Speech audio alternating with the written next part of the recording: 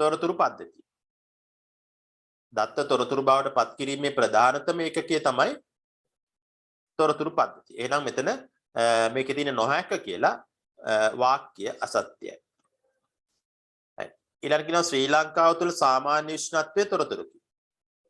හරි.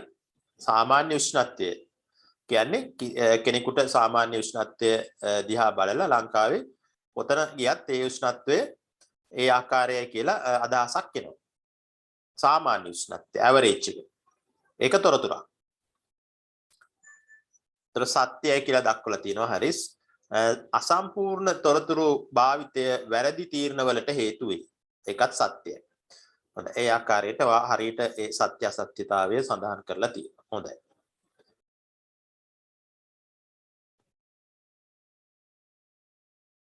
ඒකේ තව කොටසක් තිබ්බ නේද?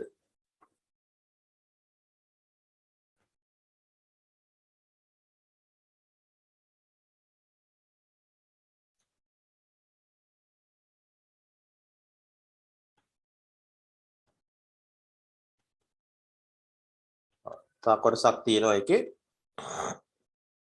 හොඳයි මේ ප්‍රශ්නය 6 වෙනි එක අපි කරා පන්තියේදී. ඒතර මේ පන්තියේදී කරපු ආකාරයට ඒක නිවැරදිව මෙතන දක්වලා තියෙනවා. හොඳයි. ඊළඟට මේ 7 වෙනි ප්‍රශ්නය තවත් මේ O level විභාගයේ ප්‍රශ්න පත්‍රයකින් ගත්ත කොටසක් මේක. 2017 ප්‍රශ්න පත්‍රයේ. ඒතර මේ ප්‍රශ්නයට අනුව කියන්නේ මේ අභ්‍යාස පොත් 3ක් සහ පෑන් 2ක් මිලදී ගැනීමට සාමා පොත් සාප්පුවකට යයි. අදාළ අයිටම සොයා ගත් පසු ඒවා කවුන්ටරේ වෙත ගෙන යයි. භාණ්ඩ ටික අරගෙන ඔන්න කවුන්ටරේ වෙත අරගෙන යනවා. අනතුරුව වෙළඳ සහායක විසින් අයිටම වල අලවා ඇති තීරුකේත බාකෝඩ් නේ මම ඒක එදා සඳහන් කරා ඕනෑම භාණ්ඩයක පසුපස මේ තීරු තියෙනවා. ඒවට අපි කියනවා බාකෝඩ් කියලා. ඒතර අන්නේ බාකෝඩ් ටික කියවන්න උපකරණයක් තියෙනවා බාකෝඩ් රීඩර් කියලා. ඒතර බාකෝඩ් රීඩර් එකෙන් තමයි ඒවා කියවන්නේ. ඒතර වෙළඳ සහායක විසින් අයිටම වල අලවා ඇති තීරුකේත සාප්පුවේ ඇති තොරතුරු පද්ධතියට සුපරීක්ෂණ කරනු ලැබේ. ඔන්න තොරතුරු පද්ධතියට ගත්තා. ඔන්න එතන ඉන්පුට් එකක් තියෙනවා ආදානයක්. මොකක්ද? අර තීරුකේත වලින් කියවෙන තොරතුරු ටික. right. ඒතර මෙතන ආදානයට ඒවා සඳහන් කරලා තියෙනවා ආයිතම වල ඇති තීරුකේත සුපරීක්ෂණය කිරීම. තීරුකේත සුපරීක්ෂණය. ඒක හරි උත්තරය. ඉන්පුට් එකක් විදිහට හඳුනා ගන්න පුළුවන්. ඊළඟට කියනවා එක් ආයිතමේ ප්‍රමාණයද පද්ධතියට ඇතුළු කරනු ලැබේ. අන්න තව ඉන්පුට් එකක් තියෙනවා මෙතන. මෙතන එක බැගින්නේ සඳහන් කරන්න කියලා තියෙන ඒ නිසා එකක් තිබ්බනම් ඇති. නමුත් තව කවුරු හරි මේක කියවුවොත් තව ඉන්පුට් එකක් හඳුනා ගන්න පුළුවන්. මොකක්ද ඒක? එක් ආයිතම වල ප්‍රමාණය. එක් ආයිතමයන් වල ප්‍රමාණය පද්ධතියට ඇතුළු කරනු ලැබේ. ඒ ඇතුළු කරායින් පස්සේ පද්ධතිය ඇතුළේදී මොකද වෙන්නේ? පද්ධතිය මගින් සෑම ආයිතමයකම පිරිවැය සහ මුළු පිරිවැය ගණනය කරනු ලැබේ. බලමු සැකසීම යටතේ තියෙන ආයිතමවල මුළු පිරිවැය ගණනය කිරීම. හරි. මුළු පිරිවැය වගේම තව කෙනෙකුට ඕන නම් පිරිවැය ගණනය. එක් ආයිතමවල පිරිවැය ගණනය. ඒකත් process එකක් විදිහට දාන්න පුළුවන්. මේක කියන අන්තිමට සියලු ආයිතමවල මුළු පිරිවැය ගණනය කරනු ලැබේ. ඉන්පසු ගනුදෙනුව සඳහා බිල්පත මුද්‍රණය කරනු ලැබේ. බිල්පත. අන්න අවුට්පුට් එක. අන්තිමට බිල මුද්‍රණය කරලා අර භාණ්ඩ මිලදී ගන්න ආපු කෙනාට දෙනවා. ඒතර බිල්පත තමයි ප්‍රතිදානයේ විදිහට හඳුනා ගන්න පුළුවන්. හොඳයි ඒ විදිහට ඒක හොඳින් විශ්ලේෂණය කරලා හඳුනාගෙන තිනවා ආදානය සැකසීම සහ ප්‍රතිදානය. ඒ වගේම එවැනිම ප්‍රශ්නයක් 2019 O level ප්‍රශ්න පත්‍රයේ තිබ්බා. ඒකේ තියෙන කොළඹ කාලගුණ මධ්‍යස්ථානයේ මගින් එක් මාසක දෛනික වාර්ෂාපතනය අගයන් වාර්තා කරනු ලබයි. ඊයත සඳහන් කරන ලද දෛනික වාර්ෂාපතන දත්ත සැකසීමෙන් ලබාගත හැකි තොරතුරු දෙකක් ලියන්න කියලා තියෙනවා. එතකොට ඒ තොරතුරු පද්ධතිය හරහා කාලගුණය හා සම්බන්ධ තොරතුරු ලබා දීම තමයි සිද්ධ වෙන්නේ. එතකොට දිනකදී ලැබෙන වර්ෂාපතන.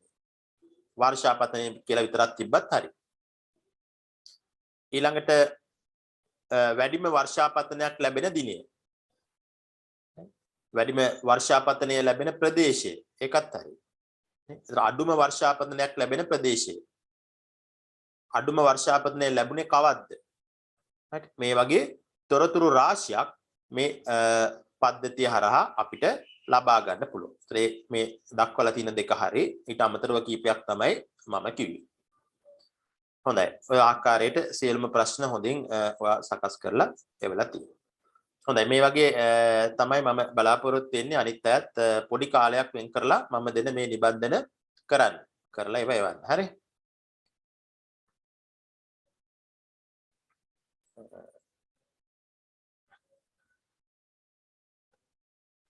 හොඳයි. එහෙනම් අපි අද පාඩමට අවධානය යොමු කරමු අද කොටසට. අපි එදා සාකච්ඡා කරා අධ්‍යාපනය සම්බන්ධයෙන් කරුණු අවසානයේට අපි සාකච්ඡා කරේ මෙන්න මේක. ඕනෑම තැනක සිට ඕනෑම වෙලාවක අධ්‍යාපනය කියන එක. අපි සාකච්ඡා කරමින් ඉන්නේ තොරතුරු තාක්ෂණය කොහොමද අධ්‍යාපන ක්ෂේත්‍රය තුල භාවිතා කරන්න කියන එක. කොහොමද තොරතුරු තාක්ෂණය අධ්‍යාපනය තුල භාවිතා වෙන්නේ? මේක තව අවස්ථාවක්. එක අවස්ථාවක් තමයි පන්ති කාමරයේ ඇතුලේ නේ සමර්පණ වීඩියෝ තැටි CD ROM ඒ ආකාරයට අපි ගිය සතියේ ටික සාකච්ඡා කරා. තව අවස්ථාවක් තමයි මේ ඕනෑම තැනක සිට ඕනෑම වෙලාවක අධ්‍යාපනය කියන එක.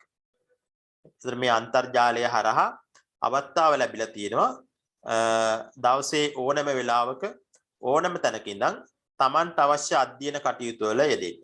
ඒකට තියෙනවා අපි anywhere anytime education කියලා.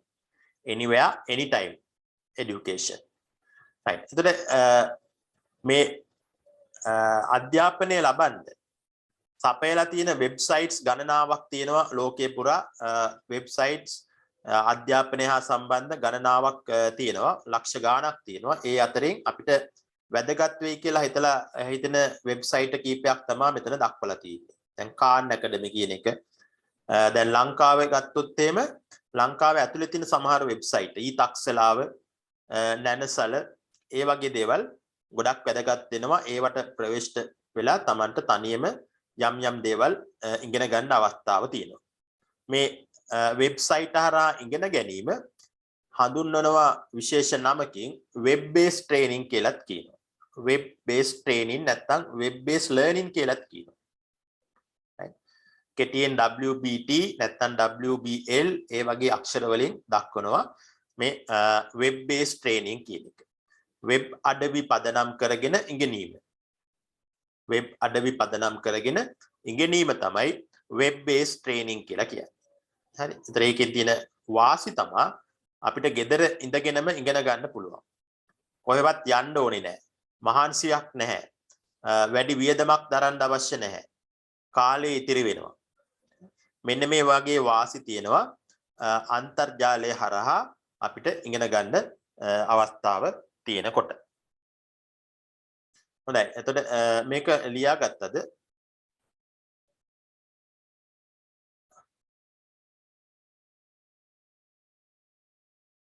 මේ ටික ලියාගත්තද?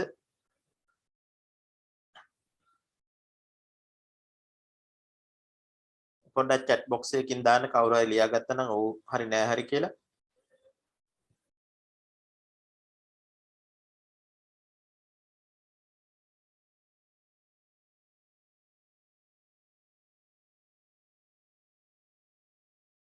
හොඳයි මට මතක ඇටියට මේ ටික ලියාගත්තා වගේ මට මතකයක් තියෙනවා. ලියාගත්තේ නැත්නම් මට පොඩ්ඩක් කියන්න.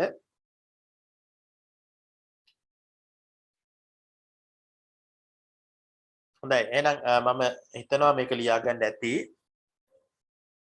කෙනෙක් ලියාගත්තේ නැත්නම් මේක මම සටහන පන්ති ඉවර වෙලා WhatsApp group එකට දාපුවාම සටහනට ප්‍රවේශ වෙලා ඒක ලියාගන්න. ඔව් මේක ගිය සතියේ ලියාගත්ත කෙනෙක් ඔව් කියලා සටහන් කරලා තියෙනවා. හොඳයි. හොඳයි එහෙනම් අපි යමු ඊළඟ අවස්ථාවට. මේ අධ්‍යාපන ක්ෂේත්‍රයේ තුලම තව අවස්ථාවක්. අපි කියනවා ඉගෙනුම් කළමනාකරන පද්ධති. ඉංග්‍රීසියෙන් කියනවා මේ ඉංග්‍රීසි ටර්ම් එකටත් හුරු වෙන්න learning management system. ඉගෙනුම් කළමනාකරන පද්ධති. තොරතුරු තාක්ෂණය අධ්‍යාපන ක්ෂේත්‍රයේ තුල භාවිතා කරද්දී හම්බ වෙන තවත් වැදගත් තැනක් තමයි මේ ඉගෙනුම් කළමනාකරන පද්ධතිය. ඉගෙනුම් කළමනාකරන පද්ධතියක් කරහා සිද්ධ වෙන්නේ ගුරුවරයා සහ ශිෂ්‍යයා සාම්ප්‍රදායික පන්ති කාමරය තුල සිද්ධ වෙච්ච සියලුම ක්‍රියාකාරකම් ඔටෝමේටඩ් වෙලා ස්වයංක්‍රීයවම කරන්න පුළුවන් පද්ධතියක් තමයි learning management system නැත්නම් ඉගෙනුම් කළමනාකරන පද්ධතියක් කියලා කියන්නේ. මොකක්ද ඉගෙනුම් කළමනාකරන පද්ධතියක් කියන්නේ? සාම්ප්‍රදායික පන්ති කාමරය තුල ගුරුවරයා සහ ශිෂ්‍යයා අතර සිද්ධ වෙන සියලුම ක්‍රියාකාරකම් ස්වයංක්‍රීයවම කිරීමට තියෙන පද්ධතිය, තොරතුරු පද්ධතිය තමයි ඉගෙනුම් කළමනාකරන පද්ධතියක් කියලා කියන්නේ. එතකොට අපි පොඩ්ඩක් හිතන්න මොකක්ද මේ සාම්ප්‍රදායික පන්ති කාමරය කියන එක. නේ අපි හැමදාම උදේට ඉස්කෝලේ යනවා කියලා කියන්නේ මෙතනට මේ පන්ති කාමරයට යනවා. පන්ති කාමරයට ගියන් පස්සේ ඔන්න අපි ඉන්නවා පුටුවල ඉඳගෙන චුට්ටක් වෙලා යනකොට ගුරුතුමා එනවා ගුරුවරයා ඇවිල්ලා එයා උගන්වගෙන යනවා. නේ එයා ගුරුවරයා උගන්වන්න යම් යම් පොත් පාවිච්චි කරනවා, ටෙක්ස්ට් බුක් එක පාවිච්චි කරනවා, සමහර අය ප්‍රසන්ටේෂන් වගේ ඒවා පාවිච්චි කරනවා නේ. ඒ වගේ විවිධ දේවල් හරහා ඉගැන්වීම කරනවා. ඒත් අපි මොකද කරන්නේ ළමයි විදියට? පුටුවල ඉඳගෙන අර ගුරුවරයා කියන දේ අහගෙන ඉන්නවා. අපි ඉගෙන ගන්නවා. අහගෙන ඉන්නවා කියන්නේ අපි ඉගෙන ගන්නවා. සටහන් ටික ලියා ගන්නවා. එයා ගණන් හදන්න දුන්නොත් ගණන් ටික හදනවා. ඒව හරහා වෙන්නේ අපි ඉගෙන ගන්න එක. හැබැයි ඒක සීමා වෙනවා අර විනාඩි 40ට. පන්ති කාමරය තුල ඉන්න විනාඩි 40 දී විතරයි ඔක කරන්න පුළුවන්. නේ ගුරුවරයා පීරියඩ් එක ඉවරලා ගියයින් පස්සේ ඒ සම්බන්ධතාවය ඉවරයි එතනින්. ඒ ඉගැන්වීම එතනින් ඉවරයි. ආයෙ පහුවෙනිද තමයි පටන් ගන්න. ඒතර එක තැනකට පිවිසීම සිද්ධ වෙන්න ඕනේ. සාම්ප්‍රදායික පන්ති කාමරය තුල ගුරුවරයා සහ ශිෂ්‍යයා එක තැනක ඉන්න ඕනේ. ඒක තමයි ප්‍රධාන ලක්ෂණය. නමුත් ඉගෙනුම් කළමනාකරන පද්ධති හරහා මේ එක තැනක ඉන්නවයි කියන එක වැදගත් වෙන්නේ නැහැ. ලෝකේ ඕනෑම තැනක ශිෂ්‍යයාට ඉන්න පුළුවන්. ගුරුවරයාට ලෝකේ ඕනෑම තැනක ඉන්න පුළුවන්. හරියට මේ අපි දෙගොල්ලෝ මේ පන්තිය ගෙනියනවා වගේ. නේ? දැන් ඕගොල්ලෝ ශිෂ්‍යෝ ටික ඉන්නේ, ළමයි ටික ඉන්නේ තැන් කීපයක. මම ඉන්නේ තව තැනක. එකිනෙකට ෆිසිකලි මුණ ගැහෙන්න අවශ්‍ය නැහැ. එතන මේ ඉගෙනුම් කළමනාකරන පද්ධති හරහා ගුරුවරයාගේ පැත්තෙන් කරන කාර්යයන් තියෙනවා, ශිෂ්‍යයාගේ පැත්තෙන් කෙරෙන කාර්යයන් තියෙනවා. ඒතර අපිට පොඩි අයිඩියා එකක් ඕනේ මොනවද ගුරුවරයාගේ පැත්තෙන් වෙන්නේ, මොනවද ශිෂ්‍යයාගේ පැත්තෙන් කරන්න තියෙන්නේ. හොඳයි. අපි එතනට යන්න ඉස්සෙල්ලා මේ ටික ලියා ගන්න. මාතෘකාවක් දාන්න ඉගෙනුම් කළමනාකරන පද්ධති කියලා.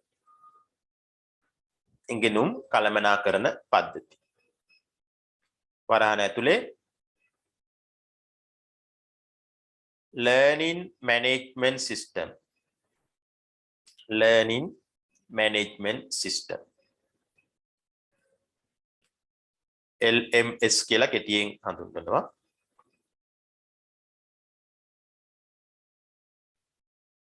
right. ඒකේ යටින් ලියන්න ඉගෙනුම් කළමනාකරන පද්ධති යනු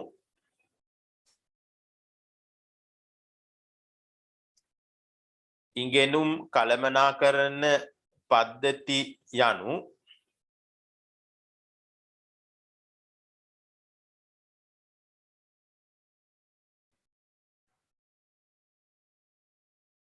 ගුරුවරුන්ට සහ සිසුන්ට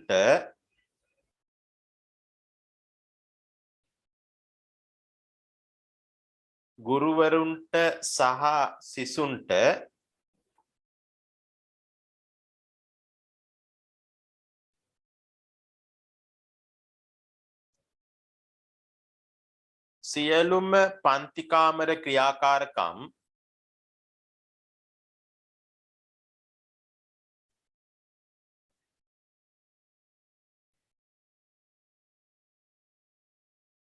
සියලුම පන්තිකාමර ක්‍රියාකාරකම්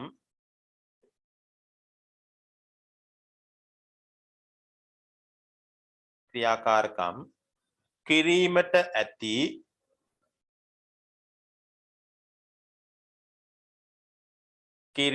ඇති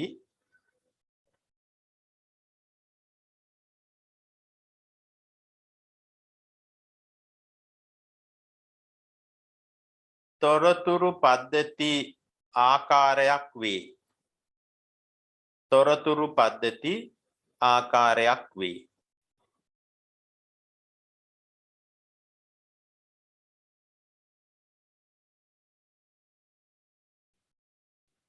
තොරතුරු පද්ධති ආකාරයක් වේ.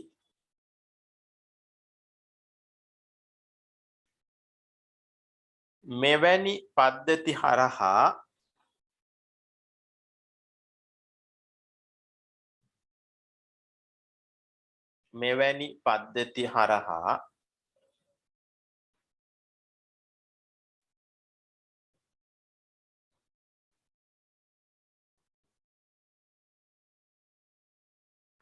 හරහා කළ හැකි සමහර ක්‍රියාකාරකම් පහත පරිදි වේ.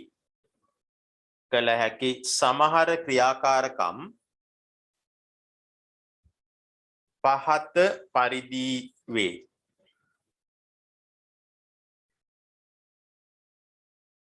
හොඳයි. ඔක තමයි මූලික අදහස ඉගෙනුම් කළමනාකරණ පද්ධතියක් සඳහා. ගුරුවරයාට සහ ශිෂ්‍යයාට ඉගෙනුම් වටපිටාවක් ඉගෙනුම් ඉගැන්වීමේ වටපිටාවක් ස්වයංක්‍රීය වටපිටාවක් හදලා දීම තමයි මේ ලර්නින් මැනේජ්මන්ට් සිස්ටම් එකේ කාර්යභාරය වෙන්නේ. හොඳයි. දැන් අපි හිතමු අපිට ඔන්න ලර්නින් මැනේජ්මන්ට් සිස්ටම් එකක් නැත්නම් ඉගෙනුම් කළමනාකරණ පද්ධතියක් අපිට තියෙනවා. එතනදී මොනවද ගුරුවරයාගේ පැත්තෙන් තියෙන කාර්යභාරයන් මොනවද? ශිෂ්‍යයාගේ පැත්තෙන් මොනවද කරන්න තියෙන්නේ? කීපයක් අපි දැනුවත් වෙන්න ඕනේ. අපි බලමු ගුරු ක්‍රියාකාරකම් සහ සිසු ක්‍රියාකාරකම් කියලා පැති දෙකක මම දක්වලා තියෙනවා. පළවෙනි එක අපි බලමු ගුරුවරයාගේ පැත්තෙන් පුළුවන් වෙන්න ඕනේ එයාට මාර්ගගත පන්ති පැවැත්වීම. අර ලර්නින් මැනේජ්මන්ට් සිස්ටම් එක හරහා ගුරුවරයාගේ පැත්තෙන් පුළුවන් වෙන්න ඕනේ මාර්ගගත පන්ති පවත්වන්න ඔන්ලයින් ක්ලාසස්. ශිෂ්‍යයාගේ පැත්තෙන් පුළුවන් වෙන්න ඕනේ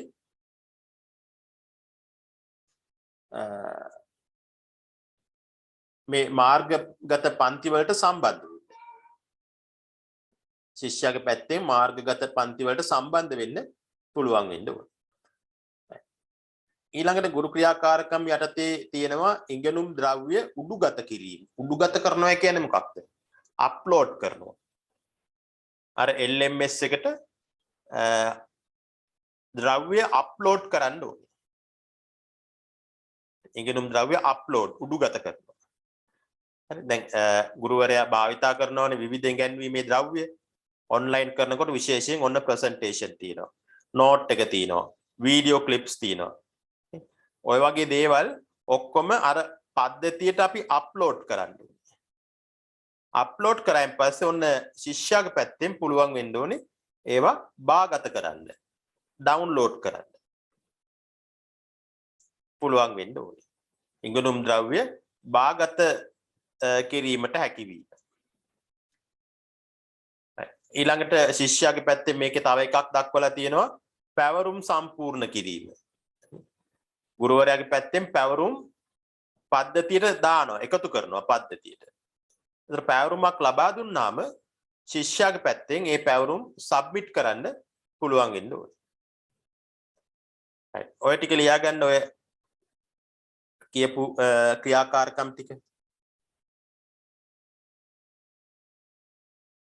වගුවක් ඇඳ ගන්න. ඒ වගුව එක පැත්තකට දාන්න ගුරු ක්‍රියාකාරකම් කියලා අනිත් සයිඩ් එකට දාන්න සිසු ක්‍රියාකාරකම් කියලා.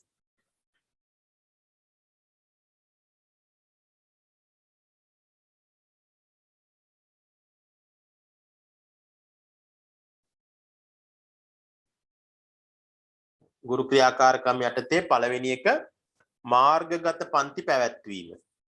මාර්ගගත පන්ති පැවැත්වීම.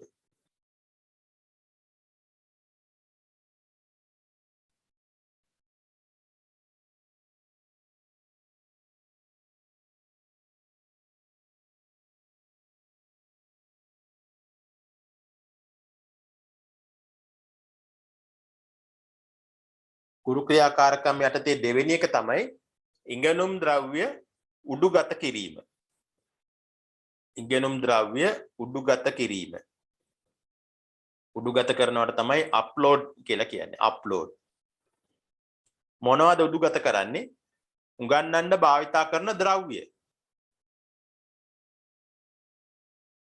ගුරුවරයා සතුව තියෙන උගන්වන්න භාවිතා කරන ද්‍රව්‍ය මොනවද? හිතන්න ඒවා ටිකක්. ඔය කීපයක් තියෙන්නේ. ප්‍රසන්ටේෂන් එකක් නේ. දැන් මම ඔයගොල්ලන්ට දාලා තියෙන ප්‍රසන්ටේෂන් එකක්. ඊළඟට නෝට්ස් ගොඩක් වෙලාවට PDF විදියට නෝට් එක. එහෙම නැත්නම් වීඩියෝ ක්ලිප් එකක්. ඒ වගේ දේවල් අර LMS එකට නැත්නම් ඉගෙනුම් කළමනාකරණ පද්ධතියට උඩුගත කරන්න ඕනේ. right. ඒවා උඩුගත කරපුවාම ළමයිගේ පැත්තෙන් මොකද කරන්නේ? ඒගොල්ලෝ ඒ තැන්වල ඉඳන් ඒවා බාගත කරනවා. නෝට් එකක් දැම්මා මේ නෝට් එක බාගත ඩවුන්ලෝඩ් කරගන්නවා. වීඩියෝ ක්ලිප් එකක් දැම්මා මේක ඩවුන්ලෝඩ් කරගත්තා. ඉගෙනුම් ද්‍රව්‍ය බාගත කිරීමට හැකියවීම.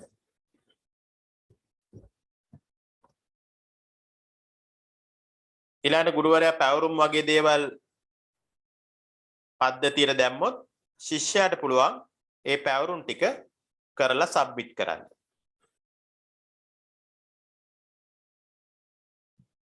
පැවරුම් සම්පූර්ණ කිරීම. assignment submission.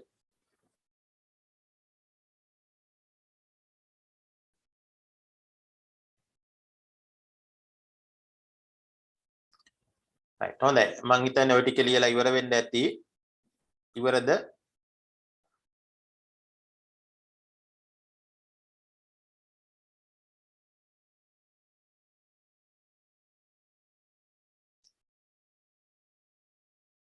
right. ලියලා ඉවර නම් මම ඊළඟ ක්‍රියාකාරකම් වලට යනවා ගුරුවරයාගේ පැත්තෙන් සහ ශිෂ්‍යයාගේ පැත්තෙන් තියෙන බලන්න ගුරුවරයාගේ පැත්තෙන් learning management system එක හරහා ස්වයංක්‍රීයවම ළමයිගේ attendance maintain කරන්න පුළුවන්. maintaining student attendance. ඊළඟට ගුරුවරයාගේ පැත්තෙන් පුළුවන් maintaining student progress. ශිෂ්‍යයන්ගේ ප්‍රගති වාර්තාවල්. ශිෂ්‍යයන්ගේ ප්‍රගති වාර්තාවල් ලබා ගන්න පුළුවන්. මේ කරුණු ටික චුට්ටක් ඉංග්‍රීසියෙන්ම ලියා ගන්න.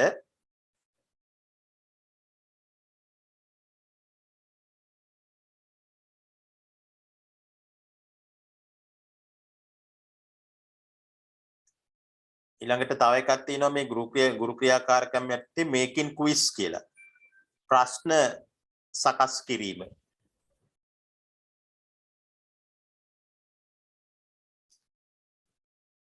ක්විස් කියන්නේ ගොඩක් වෙලාවට කෙටි ප්‍රශ්න කියන එක. ඔය MCQ වගේ ඒවා. ඒතර LMS එක හරහා ඉගෙනුම් කළමනාකරණ පද්ධතිය හරහා ගුරුවරුන්ට මේ කෙටි ප්‍රශ්න හදන්න පහසුකම් තියෙනවා.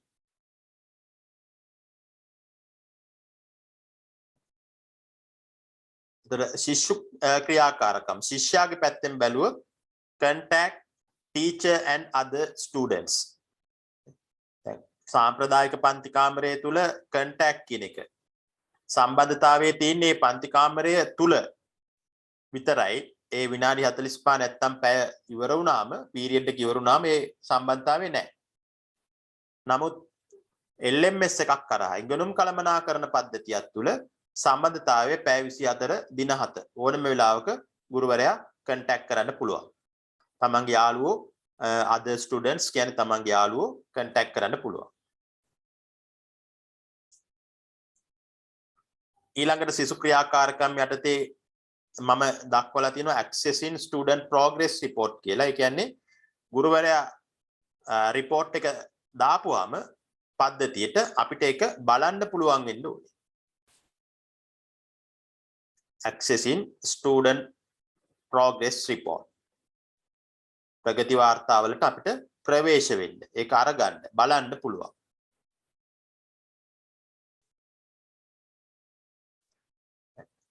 ඊළඟට තව එකක් දක්වලා තියෙනවා යටම group works කරන්න පුළුවන්. document share කරන්න පුළුවන්. group works කියන්නේ කණ්ඩායම් වැඩ කියලා අපි පන්ති කාමරේත් කරනවා ගොඩක් වෙලාවට කණ්ඩායම් වැඩ කරන්න පුළුවන්.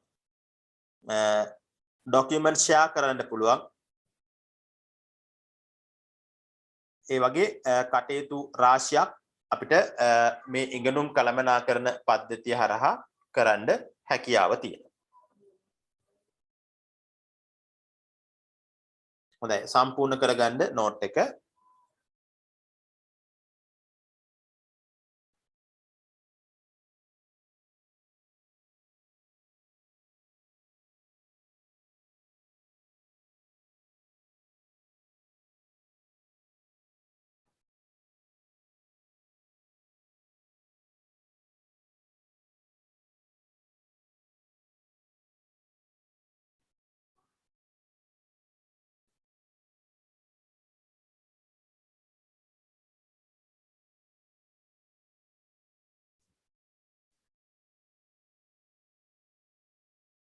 ලියලා ඉවර නම් මට ඕකේ එකක් දෙන්න පොඩ්ඩක් chat box එක හරහා ඉවරයි කියලා හරි ඔව් කියලා හරි දාන්න.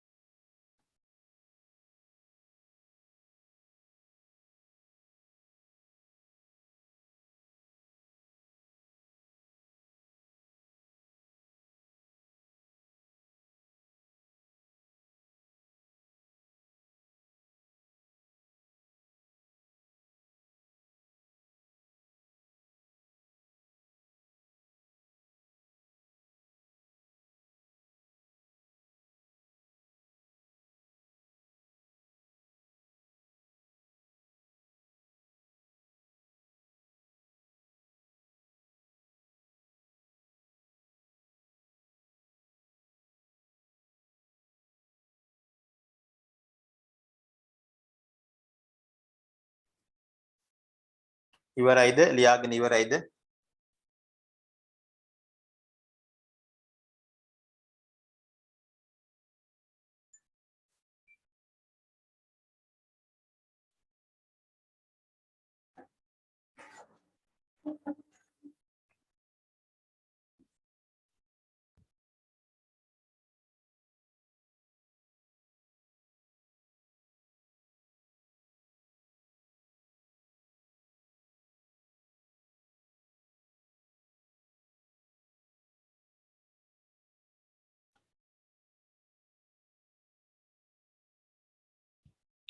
හොඳයි. කෙනෙක් නම් ලියලා ඉවරයි කියලා දාලා තියෙනවා. අනිත් අයටත් ඇති මං හිතන්නේ කාලය මොනවා හරි අඩුපාඩුවක් වුණොත් ලියාගන්න එකේ සටහන දැම්මෙන් පස්සේ ඒක බලලා ඒක සම්පූර්ණ කරගන්න පුළුවන්. ඒ අනුව මම ඊළඟ ස්ලයිඩ් එකට යනවා. ඊට පෙර මේ යට බලන්න එක්සැම්පල් කියලා මම දක්වලා තියෙනවා. මේ සාමාන්‍ය ජනප්‍රිය LMS වලට උදාහරණ කීපයක් තමයි මේ දක්වලා තියෙන්නේ. එක්සැම්පල් ටිකක් ලියාගන්න. Google Classroom කියන එක. Google Classroom, MS Team, Edmodo කියලා මෙතන උදාහරණ තුනක් දක්වලා තියෙනවා. මේවා ඉගෙනුම් කළමනාකරන පද්ධති සඳහා උදාහරණ එක්සැම්පල් කීපයක් තමයි ඔය දක්වලා තියෙන්නේ.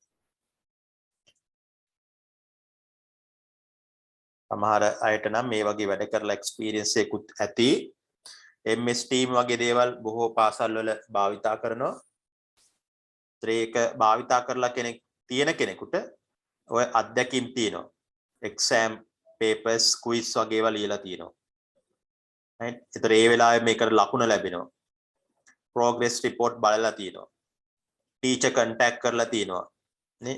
ඉන්න යාළුවෝ contact කරනවා. ඔය කියන හැම assignment submit කරලා ඇති. ඊළඟට teacher presentation වගේ ඒවා දාපුවම ඒවා ඔයගොල්ලෝ ඩවුන්ලෝඩ් කරගෙන ඇති.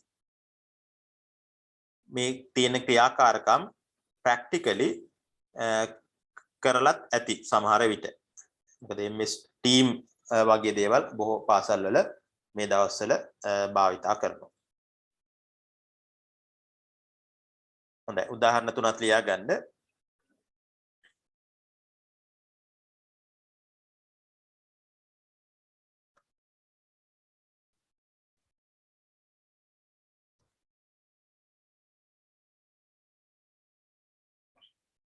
හරි අපි යමු ඊළඟ කොටසට අධ්‍යාපනය තුල තොරතුරු තාක්ෂණයේ භාවිතය. right ඔය ටික තමයි අධ්‍යාපනය තුල තොරතුරු තාක්ෂණය භාවිතයෙන් අපි දැනගෙන සිටිය යුතු කරුණු. right ඊළඟට යමු තවත් ක්ෂේත්‍රයකට තොරතුරු තාක්ෂණය භාවිතා කරන තවත් ක්ෂේත්‍රයක් තමයි මේ සෞඛ්‍ය ක්ෂේත්‍රය කියලා කියන්නේ. සෞඛ්‍ය health නේ සෞඛ්‍ය ක්ෂේත්‍රය කිව්වම ගොඩක් වෙලාවට හොස්පිටල් ගැන තමයි අපේ අවධානය යොමු වෙන්නේ. රෝග පිළිබඳව ප්‍රතිකාර පිළිබඳ අන්න ඒ වගේ කරුණු තමයි සෞඛ්‍ය කිව්වම අපේ ඔළුවට එකපාරටම එන්නේ. right එතන මොනවද තියෙන තාක්ෂණික දේවල්? ප්‍රතිකාර කරන්න, ලෙඩ රෝග හඳුනා ගන්න විවිධ උපකරණ, තාක්ෂණික උපකරණ, තොරතුරු තාක්ෂණය පදනම් කරගත්ත උපකරණ ලෝකයේ තියෙනවා. හරි එතන මේ උපකරණ කීපයක් ගැන තමයි අපි අවධානය යොමු කරන්නේ. මෙතන දක්වලා තියෙනවා එක උපකරණයක් පරිගණක ගත ආක්ෂක ශරීර ස්තර එක්ස්රේ යන්ත්‍රය. ටිකක් අමාරු වාක්‍යයක් සිංහලෙන් කියවනකොට ඒක ඉංග්‍රීසියෙන් කියවුවාම තමයි ඔයගොල්ලෝ දන්නේ. ඔයගොල්ලන්ට ගොඩක් ෆැමිලියර් නේ අහලා තියෙන ඉංග්‍රීසි නම කැට් යන්ත්‍රය කියලා කියන්නේ. කැට් යන්ත්‍රය කියන එක තමයි කැට් මැෂින් කියන එක තමයි ඔයගොල්ලෝ දන්න අහලා තියෙන වචනය. කැට් කියන අකුරු තුනෙන් කියවෙන්නේ computerized axial tomography machine. computerized axial tomography machine. ඔය ආකාරයට ඔය මැෂින් එකෙන් මොකද්ද කරන්නේ? අපේ ශරීරය බොඩි එක ස්කෑන් කරන්න පුළුවන්. ස්කෑන් කරලා ත්‍රිමාන රූප ඒ ස්කෑන් යන්ත්‍රය හරහා ශරීර අභ්‍යන්තරයේ තියෙන කොටස් වල ත්‍රිමාන රූප අරගෙන පෙන්වන්න පුළුවන්.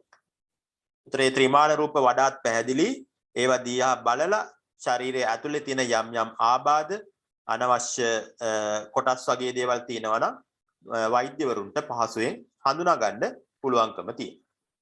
හොඳයි. බලමු කැට් යන්ත්‍රයක රූපයක් මේ තියෙන්නේ කැට් මැෂින් එක රූපයක් මේ තියෙන්නේ. තවත් මේ තියෙන්නේ ඒ කැට් මැෂින් එකෙන් ගත්ත රූපයක් ත්‍රිමාන රූපයක් මේක. මෙන්න මේ වගේ රූප තමයි අපිට ලැබෙන්නේ. මේක සාමාන්‍ය එක්ස්රේ රූප ඔයගොල්ලෝ දැකලා ඇති. එක්ස්රේ එකකට වඩා පැහැදිලි චිත්‍රයක් මේකෙන් දෙනවා. ස්කෑන් යන්ත්‍රය. හොඳයි. මේ ටික ලියා ගන්න. ලියලා මෙන්න මේ ටිකත් බලන්න. මේ උපකරණයෙන් මොකක්ද වෙන්නේ කියන එක ශරීර අභ්‍යන්තරයේ විවිධ කොටස් වල ත්‍රිමාන රූප ලබා ගන්න තමයි කැට් යන්ත්‍රය භාවිතා කරන්නේ. ඒ ත්‍රිමාන රූප හරහා පහසුවෙන් රෝග නිශ්චය කරන්න යොදා ගන්න පුළුවන්. රෝග නිශ්චය කිරීමේ කටයුතු වලට තමයි මේ යන්ත්‍රය යොදා ගන්න. හොඳයි. මේ සම්බන්ධයෙන් මම පොඩි වීඩියෝ එකක් කොහොමද කැට් යන්ත්‍රය භාවිතයේ තියෙන්නේ කියන එක පිළිබඳව මම වීඩියෝ එකක් පෙන්නන්නම්. ඊට පෙර මේ ටික ලියා ගන්න. හරි. මේකේ මේ රූපය අවශ්‍ය නැහැ. රූපය අඳින්න යන්න එපා. මම සටහන දාපුවම මේ රූප ඔයගොල්ලෝ කපලා පොතේ අලව ගන්න. නැතුව මේවා අඳින්න යන්න එපා. මේ වාක්‍ය ටික සහ විස්තරය ලියා ගන්න. right. ලියලා මට ඕකේ කරන්න.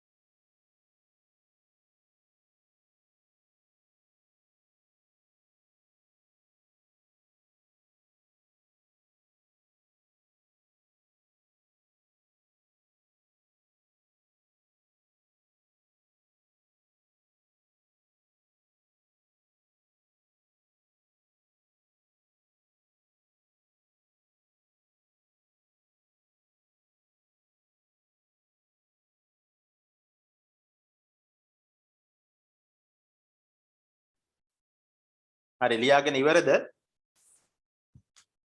ලියාගෙන ඉවර නම් මට පොඩි ඕකේ එකක් දාන්න එක පොඩ්ඩක් පහසුයි.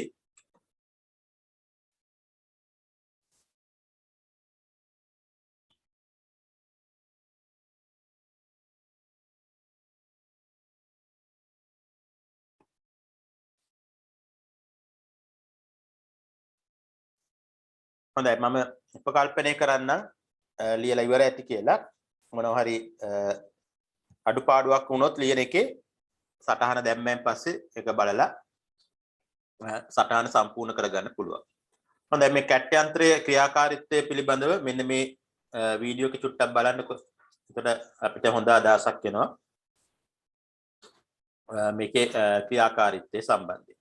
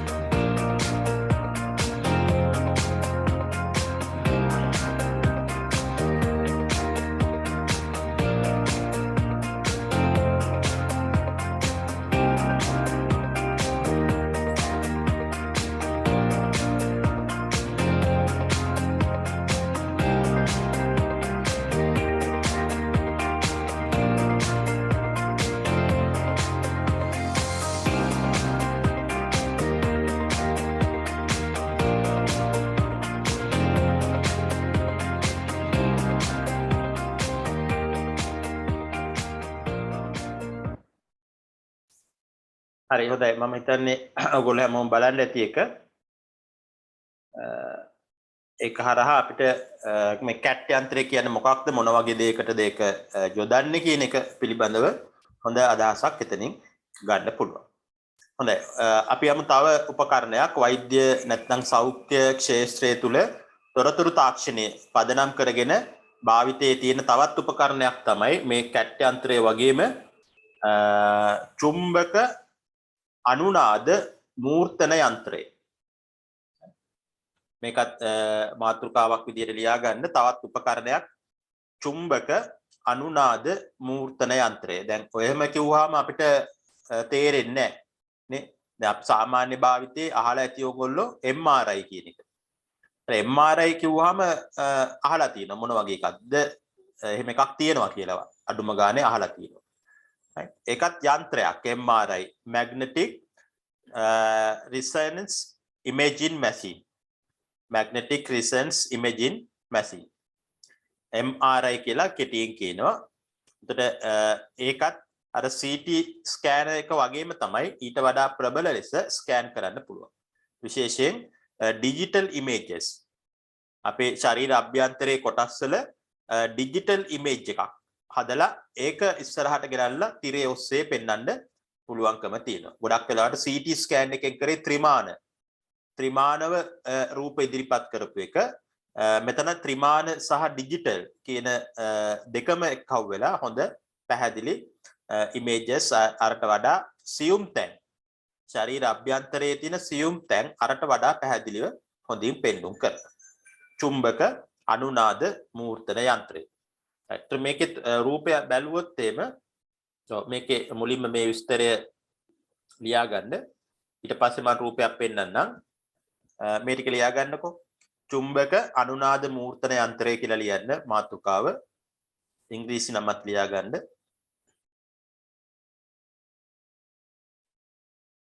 ලියලා ඒක යටින් ලියන්න. මෙම උපකරණය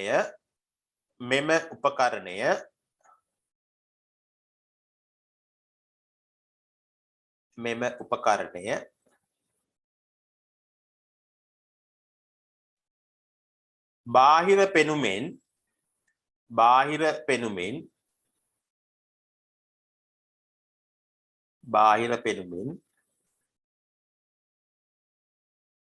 CT ස්කෑන් යන්ත්‍රයට සමාන වුවත්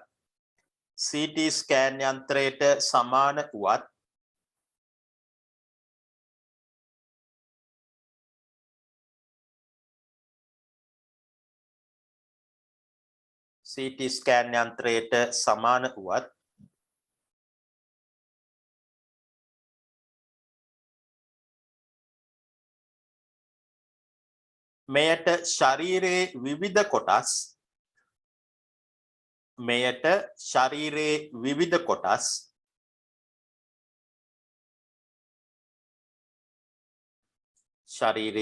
කොටස්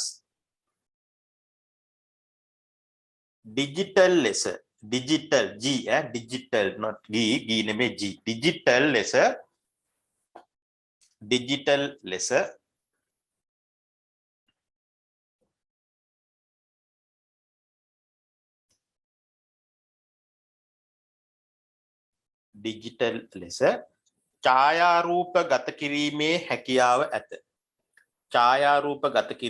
හැකියාව ඇත.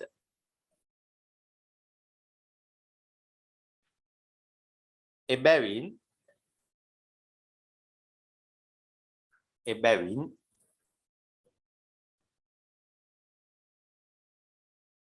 මෙය රෝග නිශ්චයට මෙන්ම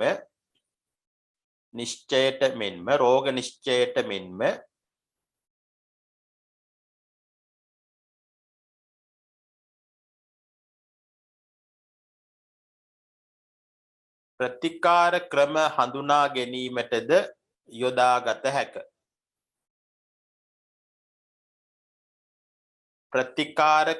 හඳුනා ගැනීමටද යොදාගත හැක. හොඳයි. සම්පූර්ණ කරන්න සටහන.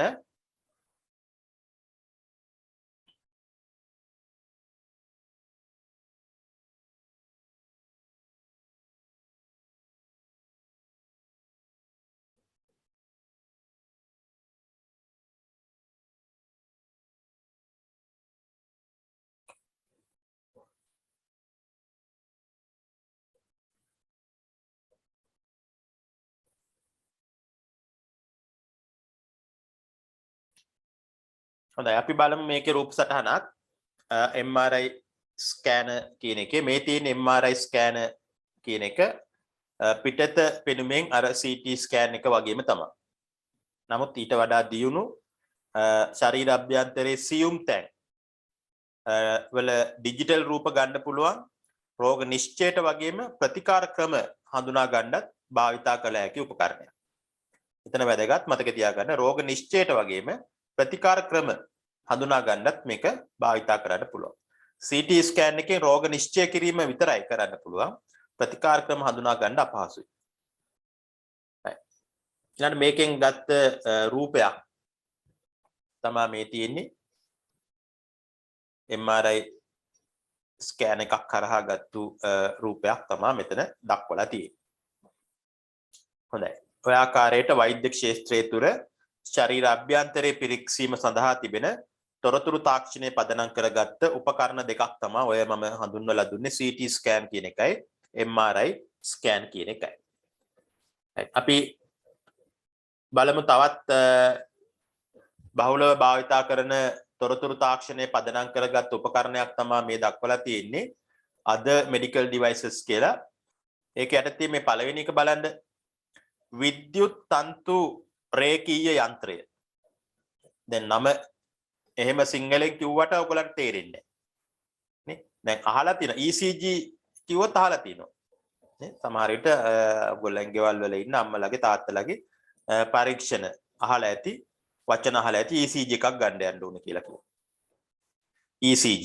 ඒතර ECG කියන්නේ ඉලෙක්ට්‍රෝ කාඩියෝග්‍රෑම් මැෂින් කියන එක. Electrocardiogram machine. මේක මේ හෘදය හා සම්බන්ධ හෘදයේ ස්පන්දන වේගය හඳුනා ගන්න තියෙන උපකරණයක්. මේ අපේ හෘද ස්පන්දනය වේගවත් වුණොත් නැත්නම් ක්‍රමයෙන් අඩු වුණොත් ඒක තමන්ට දැනෙනවා.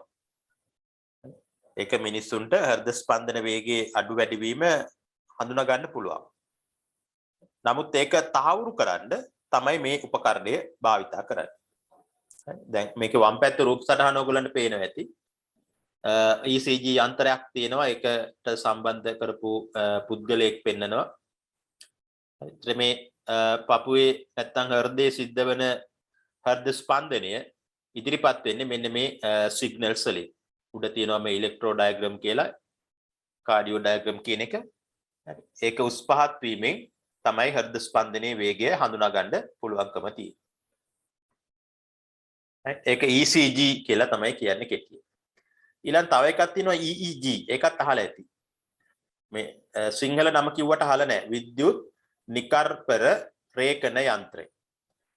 EEG electro encephalography. electro encephalography කියලා කියනවා EEG. විද්‍යුත් නිකර්පර රේඛන යන්ත්‍රය. මේක භාවිතා කරන්නේ දැන් ECG එක භාවිතා කරේ හෘද ස්පන්දනය. හෘදය හා සම්බන්ධ දේවල් වලට. EEG එක භාවිතා කරන්නේ මොළය. මොළය තුල සිද්ධ වෙන ක්‍රියාකාරකම් විද්‍යුත් ක්‍රියාකාරකම් හඳුනා ගන්න තමයි EEG භාවිතා කරන්නේ. මේ වම් පැත්තේ දකුණු පැත්තේ රූපය බලන්න. යන්ත්‍රය සවි කරන්නේ ඔළුවට. මොළය ඔළුවට තමයි සවි කරන්නේ.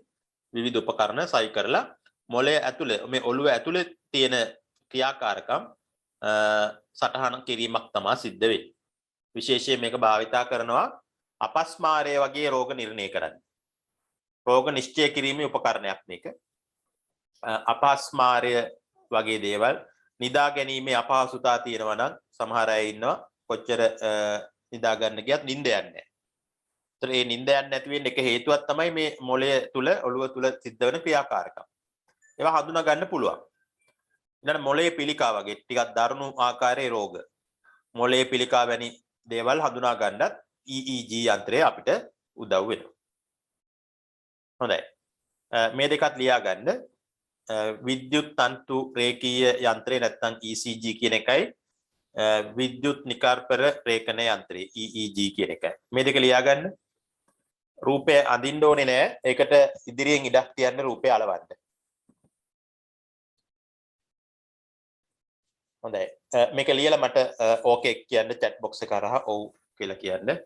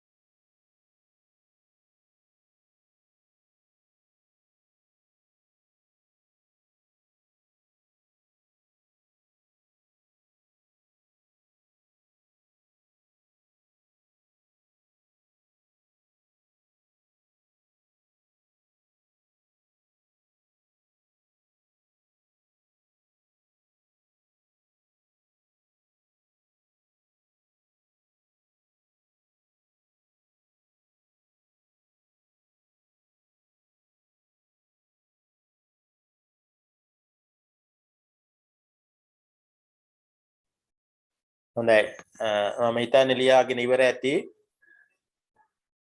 අපි තවත් ස්ලයිඩ් එකට යමු බලන්න ඊළඟට අද මෙඩිකල් ඩිවයිසස් ගැන අපි සාකච්ඡා කරමින් ඉන්නේ. හොඳ අපි ඊළඟට බලමු මේ දුරස්ත සෞඛ්‍ය රැකවරණය කියන එක. සෞඛ්‍ය ක්ෂේත්‍රයේ තුල තොරතුරු තාක්ෂණය භාවිත වෙන තවත් ඒරියා එකක් තමයි මේ දුරස්ත සෞඛ්‍ය රැකවරණය කියන එක. ඒ කියන්නේ ඉංග්‍රීසියෙන් කියන ටෙලිමෙඩිසින් කියන. ඒ කියන්නේ ඒ අදාළ රෝගයේ තියෙන තැනට යන්නේ නැතුව ඊට ප්‍රතිකාර කිරීම ඒ වගේ දේවල්. තමයි දුරස්තව ඉඳගෙන සෞඛ්‍ය රැක ගැනීම. කියන එක තමයි දුරස්ත සෞඛ්‍ය රැකවරණය කියලා කියන්නේ. එතන මේකේ සටහන් කරනවා දුරස්තව සිට sannivedana තාක්ෂණයේ භාවිතයෙන් රෝගීන්ට ප්‍රතිකාර කිරීම. ප්‍රතිකාර කිරීම විතරක් නෙමෙයි වෙනත් කරුණුත් මේකට අයිති වෙනවා. ප්‍රධාන දේ තමයි ප්‍රතිකාර කිරීම. දුරස්තව ඉඳගෙන ප්‍රතිකාර කිරීම. දුරස්ත සෞඛ්‍ය රැකවරණය කියලා කියනවා. මේ ටික ලියා ගන්න. දුරස්ත සෞඛ්‍ය රැකවරණය. වරහන් ඇතුලේ ටෙලිමෙඩිසින්. ඒක යටතේ ලියන්න.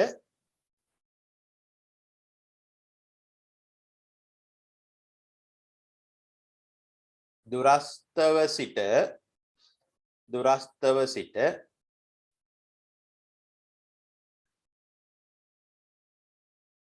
sannivedana තාක්ෂණය භාවිතයෙන්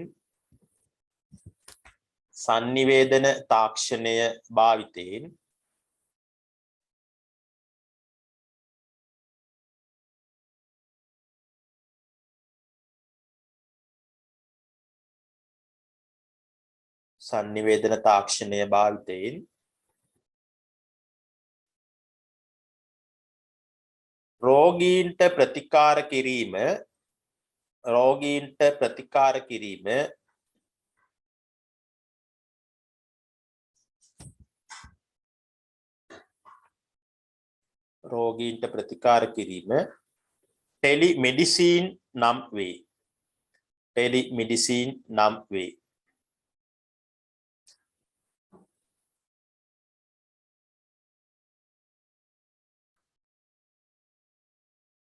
මේ සඳහා උදාහරණ කීපයක් නම්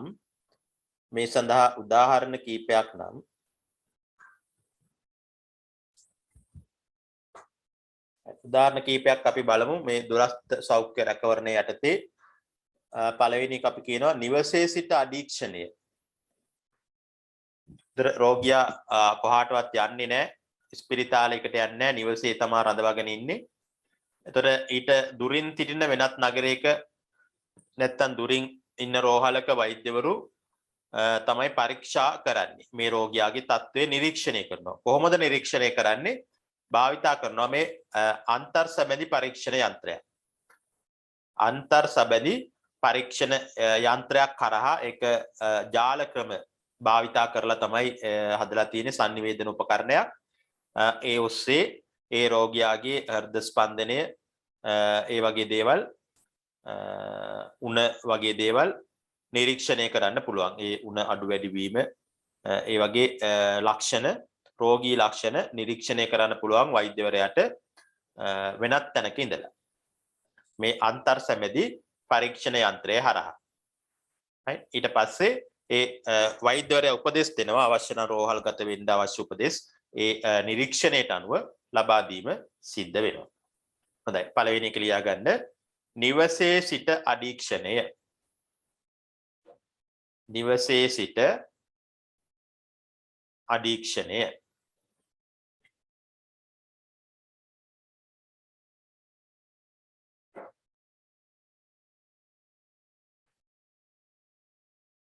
නිවසේ සිට අධීක්ෂණය. එතන ඩෑෂ් එකක් දාලා ලියන්න.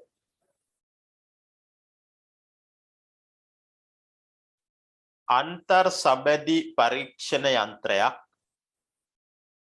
අන්තර් සබැඳි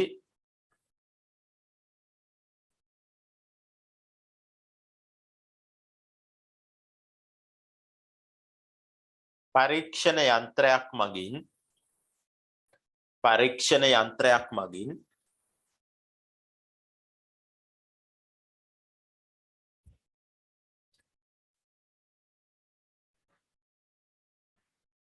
දුර සිටින වෛද්‍යවරයා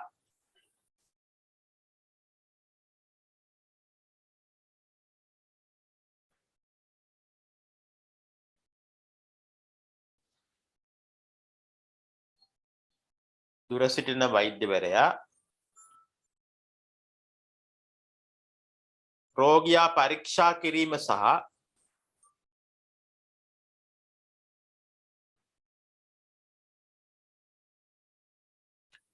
රෝගියා පරීක්ෂා කිරීම සහ අවශ්‍ය නම් රෝහල්ගත වීමටද උපදෙස් ලබා දී.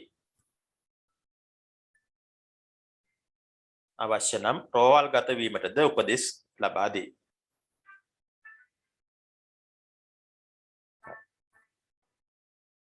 සම්පූර්ණ කරන්න එක.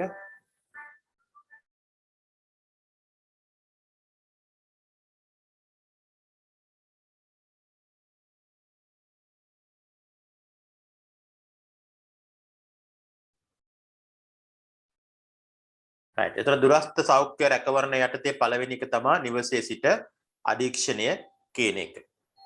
right. ඊළඟට බලමු දෙවෙනි ආකාරය අපි කියනවා දුරස්ත ශල්‍ය කර්ම කියලා. දුරස්ත ශල්‍ය කර්මය.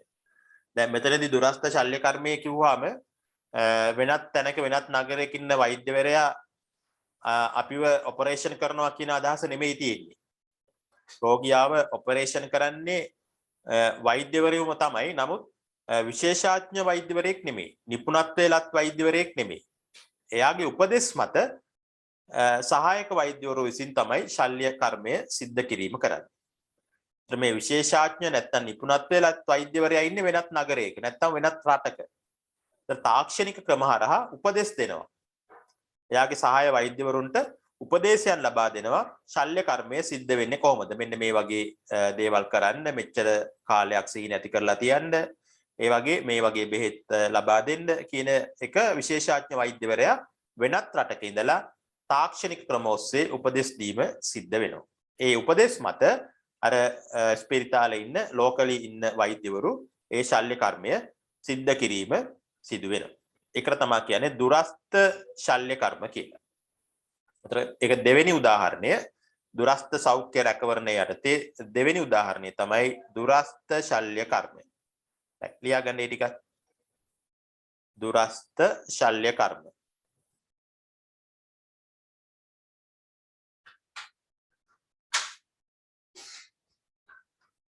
ශල්‍ය කර්ම කිරීමට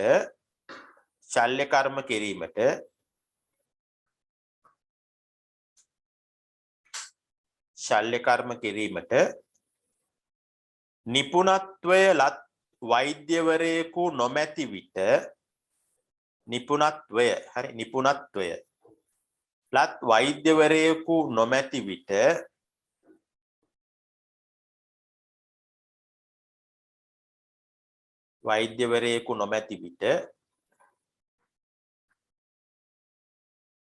වෙනත් නගරයක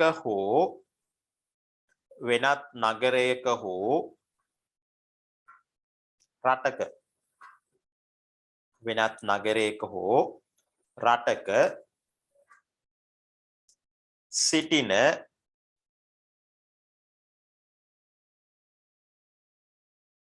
නිපුණ වෛද්‍යවරයෙකුගේ උපදෙස්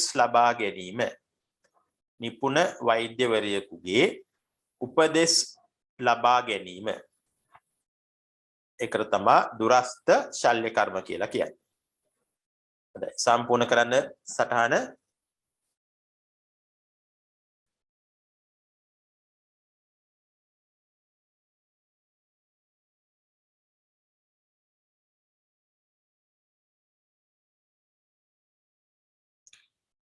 right හොඳයි දුරස්ත සෞඛ්‍ය රැකවරණ යටතේ තුන්වෙනි උදාහරණය අපි තුන්වෙනි එකක් බලමු. යටම තියෙන එක අපි කියනවා දුරස්ත පුහුණුව කියලා.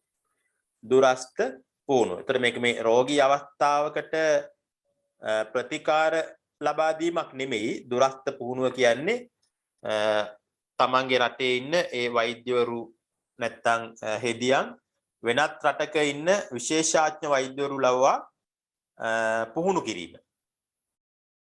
තාක්ෂණික ක්‍රම යොදාගෙන වෙනත් රටක සිටින වෛද්‍යවරු විශේෂඥ වෛද්‍යවරු සම්පත්දායකයින් කියලා අපි කියනවා.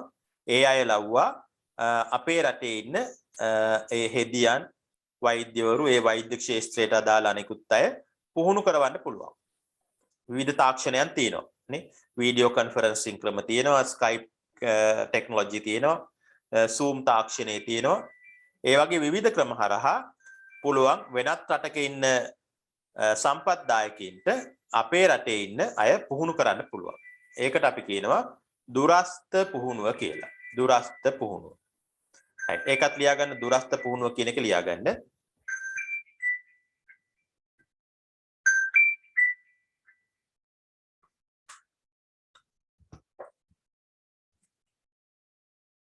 දුරස්ත පුහුණුව. ඒක යටතේ ඩෑෂ් එකක් දාලා ලියන්න. වෙනත් රටක සිටින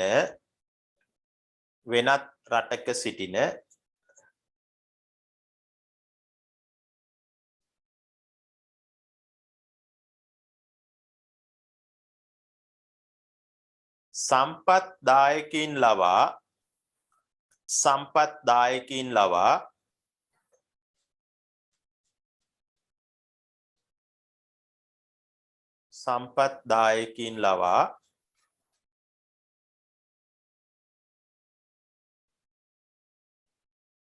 වෛද්‍යවරු හෙදියන්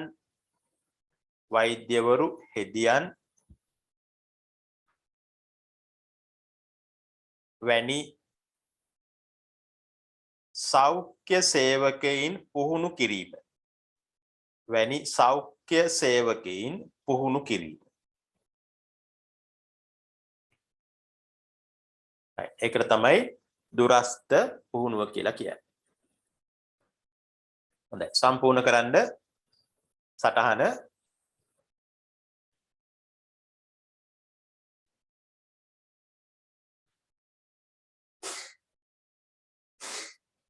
හොඳයි, ඒතර ඔය අපි සාකච්ඡා කරේ සෞඛ්‍ය ක්ෂේත්‍රය තුල තොරතුරු තාක්ෂණය භාවිතා වන ආකාර කිහිපයක්. ඔක්කොම නෙමෙයි. තවත් ඕනෑ තරම් ආකාර තියෙනවා. අපි උපකරණ කීපයක් හඳුනාගත්තා සහ මේ දුරස්ත සෞඛ්‍ය රැකවරණය කියන්නේ මොකක්ද කියලා හඳුනාගත්තා. විශේෂයෙන් දුරස්ත කියන එක වචනේ එනකොට තාක්ෂණයේ පැත්තෙන් ඉන්නේ නෙට්වර්ක් කියන එක. නෙට්වර්ක් ක්‍රම, sannivedana, ජාල ක්‍රම. අන්තර්ජාලය වෙන්න පුළුවන් නැත්නම් වෙනත් ජාල ක්‍රම.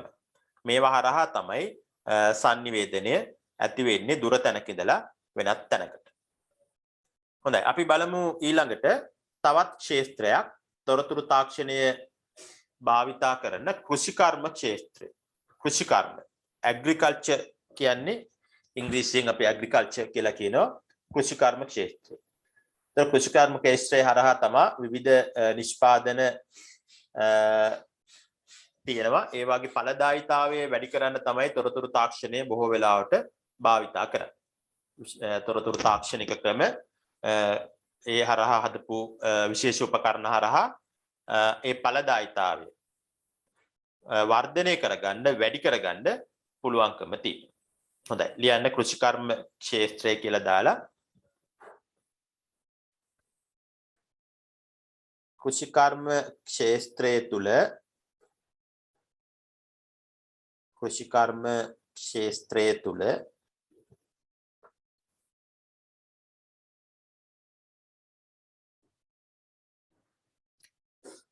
නිෂ්පාදන ඵලදායීතාවය වැඩි කිරීමට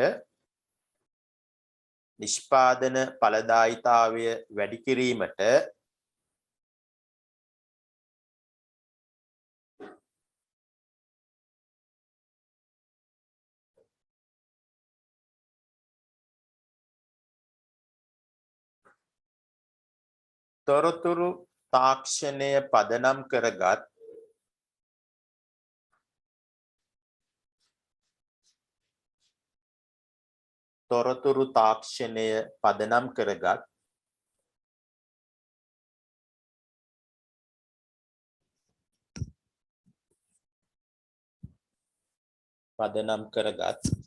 නවීන උපකරණ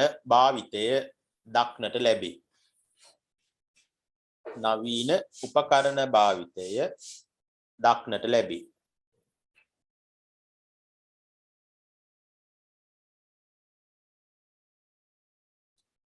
නවීන උපකරණ භාවිතය දක්නට ලැබේ.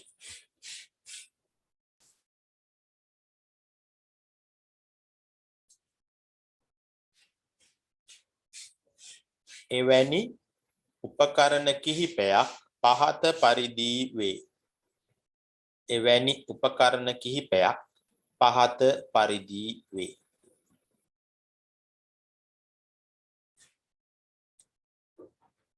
හොඳයි අපි හඳුනාගමු කෘෂිකර්ම ක්ෂේත්‍රයේ තුල තිබෙන එවැනි උපකරණ කිහිපයක්. මේ උපකරණ සියල්ලම එම ක්ෂේත්‍රයේ ඵලදායීතාවය වැඩි කර ගැනීම සඳහා පවතින උපකරණ වෙනවා. හොඳයි පළවෙනි උපකරණයේ විදිහට අපි හඳුනාගන්නේ කාලගුණ මිනුම් උපකරණ. කෘෂිකර්ම ක්ෂේත්‍රයට බලපාන විශේෂයෙන් බලපාන කාරණාවක් තමයි මේ කාලගුණය කියන එක. කාලගුණයේ වෙනස් වීම ඍජු ලෙසම මේ ඵලදායීතාවයට බලපානවා.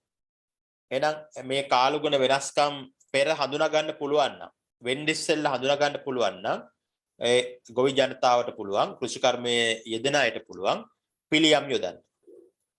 right ඒතර ඒ සඳහා ඒවා පෙර හඳුනා ගැනීමේ උපකරණයක් කීපයක් තමයි මේ කාලගුණ මිනුම් උපකරණ කියලා කියන්නේ. කාලගුණ මිනුම් උපකරණ හරහා වර්ෂාපතනය ලැබෙන කාලයන් කොච්චර ප්‍රමාණ වලට ලැබෙනවද ඒ වගේ දේවල් හඳුනා ගන්න පුළුවන්. සුළං හමන දිශාව, සුළඟේ වේගය වගේ දේවල් හඳුනා ගන්න පුළුවන්. ඒවට වෙනම විශේෂිත උපකරණ තියෙනවා. මම පොදුවේ තමයි මේ දක්වලා තියෙන්නේ කාලගුණ මිනුම් උපකරණ කියලා. ඊට පස්සේ අස්වනු නෙලීමට සුදුසු කාලය හොයන්න. මෙන්න මේ වගේ කරුණු හොයන්න තමයි කාලගුණ මිනුම් උපකරණ තියෙන්නේ. දැන් උදාහරණයක් විදිහට මෙන්න මේ උපකරණය බලන්න. මේක මේ සුළඟේ වේගය මැනීම සඳහා භාවිතා කරන උපකරණයක්. අපි කියනවා ඇනිනෝමීටර් කියලා. ඇනිනෝමීටර් කියලා විශේෂ උපකරණයක්. සුළඟේ වේගය මනින්න තමයි ඔය උපකරණය භාවිතා කරන්නේ. හොඳයි. මේ ටිකත් ලියා ගන්න. කාලගුණ මිනුම් උපකරණ කියලා දාලා යටින් ඒ කරුණු කීපේ ලියා ගන්න. රූපය පස්සේ උතන්ට අලවන්න මේ සටහන දුන්නායින් පස්සේ ඔක කපලා අලවන්න එතන.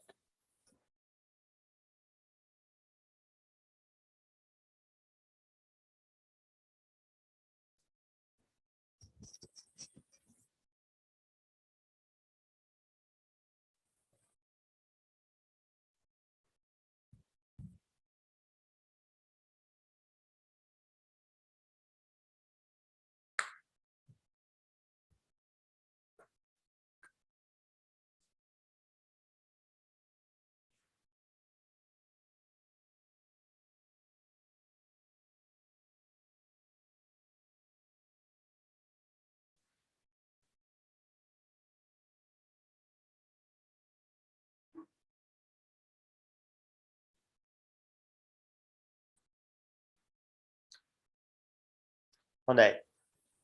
කෘෂිකර්ම ක්ෂේත්‍රය තුල භාවිතා වෙන පළමු උපකරණය තමයි මේ කාලගුණ මිනුම් උපකරණයේ විදිහට මම හඳුන්වලා දුන්නේ. ඊළඟ තව එකක් බලමු. ස්වයංක්‍රීය කෘමි පාලන යන්ත්‍ර. Automated insect control devices. ස්වයංක්‍රීය කෘමි. දැන් විශේෂයෙන් කෘෂිකර්මාන්තයේදී තියෙන බලපෑමක් තමයි තර්ජනයක් තමයි මේ විවිධ කෘමි වර්ග ඇවිල්ලා හානි කරනවා. ඒ අයගේ ඒ වගා කරපු වගා බිම් වලට හානි කරනවා මේ කෘමීන්. ඒතර මේ කෘමීන් පාලනය කරන්න යන්ත්‍ර තියෙනවා. අන්නේ යන්ත්‍ර තමයි ස්වයංක්‍රීය කෘමි යන්ත්‍ර කියලා හඳුන්වන්නේ. ඒතර එවැනි යන්ත්‍ර හරහා හානිදායක කෘමි සතුන්ගෙන් වගාව ආරක්ෂා කිරීම. ඒතර ඒ වගේ සත්තු ඉන්න දිශාවල් හඳුනා ගන්න. ඒ වගේ සත්තුන්ගේ වර්ධන වේගය කොයි වගේද කියලා හඳුනා ගන්න මේ උපකරණ වලට පුළුවන්කම තියෙනවා. ප්‍රධාන වශයෙන් ඔන්න ඔය කරුණු ටික තමයි මේ කෘමි පාලන යන්ත්‍ර හරහා කරන්න පුළුවන්කම තියෙන්නේ. මොනවද? හානිදායක කෘමි සතුන්ගෙන් වගාවන් ආරක්ෂා කිරීම. එවැනි සතුන් සිටින දිශාවල් හඳුනා ගන්න. ඒ වගේ සත්තුන්ගේ වර්ධන වේගය කොයි වගේද තියෙන්නේ. අන්න ඒවා තමයි මේ යන්ත්‍ර වලින් සිද්ධ වෙන්නේ. right ඔය ටික point form එකෙම ලියා ගන්න. ස්වයංක්‍රීය කෘමි පාලන යන්ත්‍ර කියලා මාතෘකාව දාගෙන ලියන්න පළවෙනි point එක හානිදායක කෘමි සතුන්ගෙන් වගාවන් ආරක්ෂා කිරීම. හානිදායක කෘමි සතුන්ගෙන් වගාවන් ආරක්ෂා කිරීම.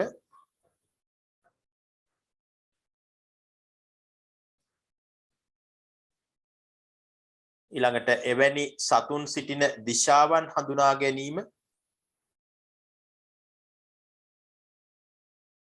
වර්ධන වේගය හඳුනා ගැනීම. ඔය වගේ කරුණු. බලන්න මේ රූප සටහන මේ තියෙන්නේ වගේ සකස් කරපු උපකරණයක්. මේ උපකරණය හරහා හානිදායක කෘමීන්ගෙන් තම වගාව ආරක්ෂා කරගන්න භාවිතා කරන උපකරණයක්. ඒ හානිදායක කෘමීන් ඒ පළදායි තියෙන ඒ තැන් වලට ලං වෙනකොට කිසියම් ශබ්දයක් එහෙම නැත්නම් කිසියම් වායුවක් වගේ දෙයක් නිකුත් කිරීම හරහා ඔවුන් කෘමීන් ඒම වැළැක්වීම කරන්න පුළුවන්. මේක කෘෂිකර්ම ක්ෂේත්‍රය තුල භාවිතා කරන ඵලදායි උපකරණයක් තමයි මේ ස්වයංක්‍රීය කෘමි පාලන යන්ත්‍රය කියලා කියන්නේ. හොඳයි අපි තවත් උපකරණයක් බලමු මේ වගේ. බලන්න මේක. මෙතන උපකරණ දෙකක් තියෙනවා. පළවෙනි එක තමයි මේ ස්වයංක්‍රීය ජල සැපයුම කියන එක. ස්වයංක්‍රීය ජල සැපයුම. ඉංග්‍රීසියෙන් අපි කියනවා drip irrigation කියලා. drip irrigation. මේක භාවිතා කරන්නේ ක්‍රමවත් ජල කළමනාකරණය සඳහා. එතනදී මිනිස්සු භාවිතා වෙන්නේ නැහැ. එක තනි පුද්ගලයෙකුට උනත් තමන්ගේ වගාවට අවශ්‍ය අක්කර ගණනාවක වගාවක් තියෙනවා නම් ඒ වගාවට අවශ්‍ය ජලය ලබා දෙන්න හැකියාව තියෙනවා. මේ වගේ ක්‍රමයක් කරා. තාක්ෂණය තමයි භාවිතා වෙන්නේ. තාක්ෂණය හරහා පුළුවන් මේ drip irrigation කියන්නේ නැත්නම් ස්වයංක්‍රීය ජල සැපයීම ක්‍රියාත්මක කරන්න පුළුවන්. ඊළඟ තව එකක් දක්වලා තියෙනවා මේ පල්ලෙහෙන්. ඒකත් බලන්න. ස්වයංක්‍රීය වල් පැල ඉවත් කරන්නේ. කියනවා ඉංග්‍රීසියෙන් automatic weed remover කියලා. ඒකෙනුත් පුළුවන් ස්වයංක්‍රීයවම යන්ත්‍රයක් කරහා වල් පැල හඳුනාගෙන ඉවත් කරන්න. හඳුනාගෙන ඉවත් කිරීම කියන එක තමයි සිද්ධ වෙන්නේ. right. එතන මේ දෙක ලියා ගන්න. පළවෙනි එක ස්වයංක්‍රීය ජල සැපයීම කියලා දාන්න. වරහන් ඇතුලේ drip irrigation. drip irrigation. මේක අවශ්‍ය වෙන්නේ ක්‍රමවත් ජල කළමනාකරණය සඳහා. ක්‍රමවත් ජල කළමනාකරණය සඳහා. ලියා ගන්න යට එකක් ලියා ගන්න. ස්වයංක්‍රීය වල් පැල ඉවත්කරණය.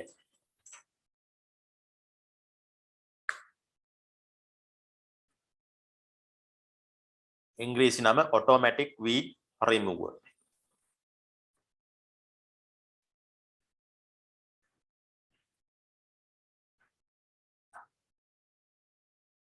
මෙතනදී වල් පැල ස්වයංක්‍රීයවම හඳුනා ගැනීම සහ ඉවත් කිරීම සිදු කරයි. වල් පැල ස්වයංක්‍රීයවම හඳුනා ගැනීම සහ ඉවත් කිරීම සිදු කරයි.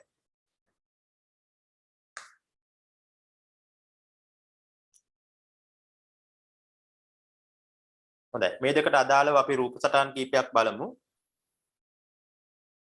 මුලින්ම ස්වයංක්‍රීය ජල සැපයීම හා අදාළ වෙන විදිහට මම රූප සටහන් කීපයක් කියන්නම්. මේ වගේ තමයි ස්වයංක්‍රීය ජල සැපයීමක් ක්‍රියාත්මක වෙන්නේ. මෙන්න මේ තියෙන්නේ ඇඳ පුරුස් සටහනක්.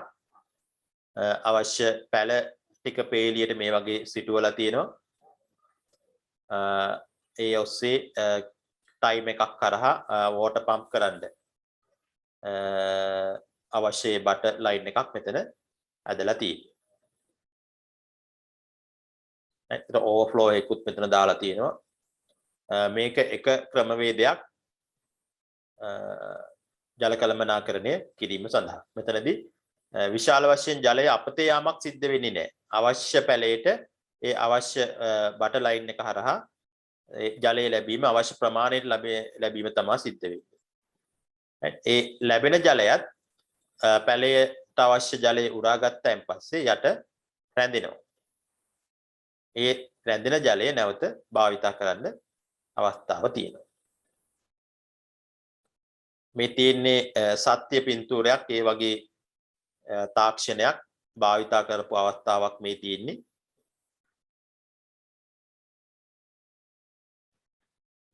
මේ තියෙන තවත් ඒ වගේ තාක්ෂණය භාවිතා කරපු අවස්ථාවක් මේ බලන්න මේකේ පොඩි ඇනිමේෂන් එකක් පෙන්නනවා. වතුර බිඳුව බිඳුව තමයි අවශ්‍ය තැනට වැටෙන්නේ. මේ හරිය විශාල කරලා තියෙන්නේ.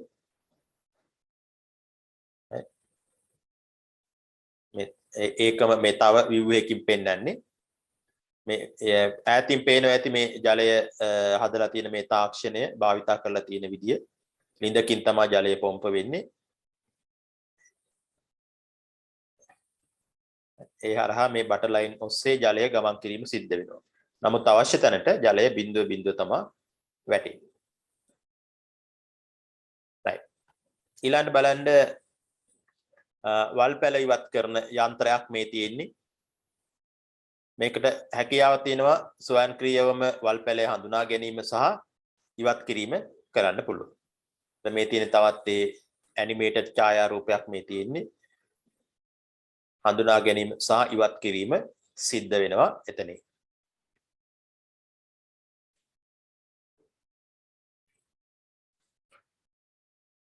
හොඳයි. ඒතර ඔය ආකාරයට කෘෂිකර්ම ක්ෂේත්‍රය තුල තාක්ෂණය භාවිතා කරන අවස්ථාවල් තමයි පැහැදිලි කරේ. තවත් බොහෝ ගණනාවක් තියෙනවා මේ තොරතුරු තාක්ෂණ භාවිතයන් මේ ක්ෂේත්‍රය තුල අපිට ඔක්කොම සාකච්ඡා කරන්න අවශ්‍ය නැහැ මේ ටික ප්‍රමාණ. හොඳයි අපි ඊළඟට යමු තවත් ඒ වගේ ක්ෂේත්‍රයක් කෘෂිකර්මය යටතේමයි සත්ව ගොවිපළවල් සඳහා තාක්ෂණය. කෘෂිකර්මයේම තව කොටසක් තමයි මේ සත්ව ගොවිපළවල් පාලනය කිරීම. අපි ෆාම් හවුස් කියන්නේ. එතනදී ඒ කිරි ලබා ගැනීම සඳහා වන සතුන් වෙන්න පුළුවන්. නැත්නම් මස් වර්ග ලබා ගැනීමට වන සතුන් වෙන්න පුළුවන්. ඒ වගේ විවිධ සතුන් පාලනය කරන තැන තමයි සත්ව ගොවිපළවල් කියලා කියන්නේ. ඒතර ඒ සඳහා තාක්ෂණය භාවිතා කරනවා. දැන් පළවෙනි උපකරණය මෙතන පෙන්නනවා සත්ව ගොවිපළවල් සඳහා භාවිතා කරන ගුවන් විදුලි සංඥා හැඳුනුම් උපකරණය. ගුවන් විදුලි සංඥා හැඳුනුම් උපකරණය. අපි කියනවා රේඩියෝ ෆ්‍රීකවන්සි අයිඩෙන්ටිෆිකේෂන් ඩිවයිස් කියලා. ඒක කුඩා ඩිවයිස් එකක්. ඒ සත්තුන්ගේ කර වටේට සවි කරන්න පුළුවන්. සවි කරායින් පස්සේ නිරීක්ෂණය කිරීම සඳහා ඩිවයිස් එකක් තියෙනවා. මේ රූප සටහන බලන්න. ඒ රූප සටහනේ පුද්ගලයාගේ අතේ තියෙන නිරීක්ෂණය සඳහා තියෙන ඩිවයිස් එක. ඒ සත්වයා කොහාට ගියත් මේ උපකරණයට අහු වෙනවා ඉන්න තැන.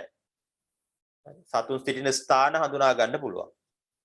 ඒ වගේම ඒ ෆාම් එක තුල ඉන්න සත්තු ගණන නේ අපි උදේට සත්තු ටික නිදාස් කරපුවාම හවසට ඒ ප්‍රමාණයම ආපහු ඇතුළට එන්න ඕනේ.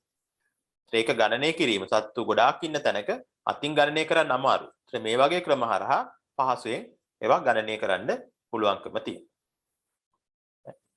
ඒතර යට රූප සටහනේ තියෙන මේ එළදෙනකකින් කිරි ගන්න අවස්ථාවක් ස්වයංක්‍රීයව මිනිස්සු සම්බන්ධ වෙන්නේ නැතුව ස්වයංක්‍රීයවම එළදෙනෙක්ගෙන් කිරි ලබා ගන්න අවස්ථාවක් තමයි මෙතන තියෙන්නේ. මිනිස්සුන්ගේ කිසිම සම්බන්ධතාවයක් නැහැ.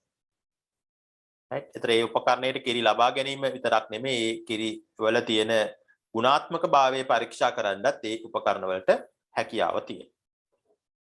හොඳයි. ඒතර ඔය වගේ උපකරණ තමයි සත්ව ගොවිපළ පාලනයේදී භාවිතා වෙන්නේ. මේකත් ලියා ගන්න. පළවෙනි එක ගුවන් විදුලි සංඥා හැඳුනුම් උපකරණය. ඉංග්‍රීසි නමත් ලියා ගන්න.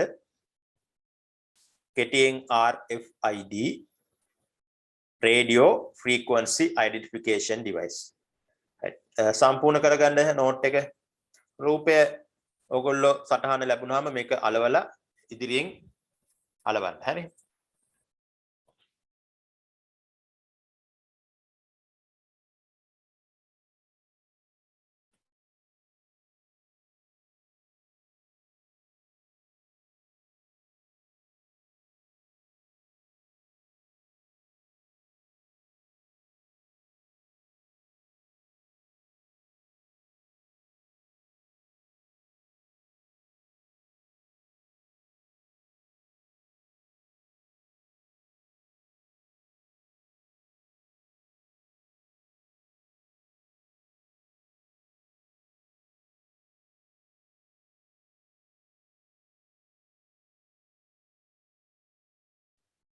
හොඳයි මම හිතන්නේ මේක සම්පූර්ණ කරගන්න ඇති සටහන අඩුපාඩු තියෙනවා නම් මේ සටහන ලැබුණාම පස්සේ සම්පූර්ණ කරගන්නත් පුළුවන්.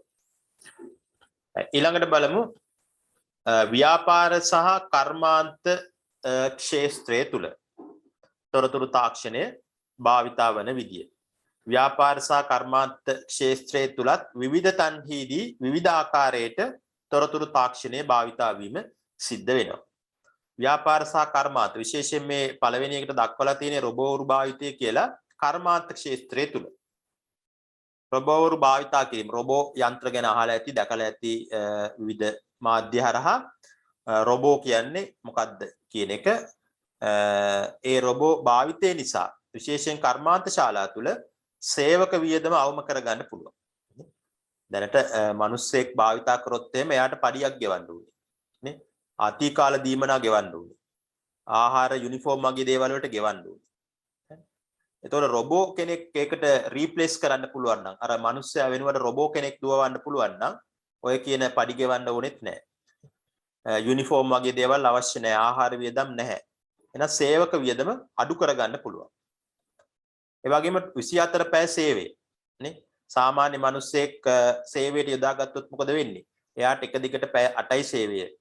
ඊට පස්සේ සේවාව අවශ්‍ය වෙන්නේ නැහැ. ගන්න බෑ. නමුත් රොබෝ කෙනෙක් ඒ වගේ නෙමෙයි. පැය 8කට සීමා වෙන්නේ නැහැ. පැය 24 පුරාවටම සේවයේ යොදවන්න පුළුවන්. විවේක කාල අවශ්‍ය නැහැ. සාමාන්‍ය මිනිස්සු වැඩ කරද්දී අපි දන්නවා පැය දෙකෙන් දෙකට විවේක කාල ලබා ගැනීම දක්නට ලැබෙනවා. අනිත් වැදගත් කාරණේ තමයි රොබෝ යන්ත්‍රයකට ඉතා ඉහළ නිර්වාද්‍යතාවයකින් යුක්තව ඒ වැඩය නිම කිරීමේ හැකියාවක් තියෙනවා. සාමාන්‍ය මිනිස්සෙක් කරොත් කිසියම් වැරදි වීමේ සම්භාවිතාවය වැඩි. වැරද්දක් සිද්ධ වීමේ සම්භාවිතාවය වැඩි.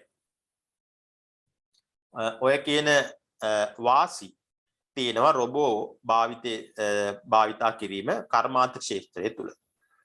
බලන්න මේ රූප සටහන් මේ තියෙන්නේ කිසියම් කර්මාන්ත ශාලාවක් සඳහා නිෂ්පාදනය කරන භාණ්ඩ නිෂ්පාදනය කරන තැනක රොබෝ යන්ත්‍ර භාවිතය. මේක එක රූප සටහනක් තවත් රූප සටහනක් මම පෙන්නන්නම්. මේ තියෙන්නේ ඇනිමේෂන් එකක් රොබෝ යන්ත්‍ර භාවිතයෙන් කර්මාන්ත ශාලාව වැඩ කරන ආකාරය.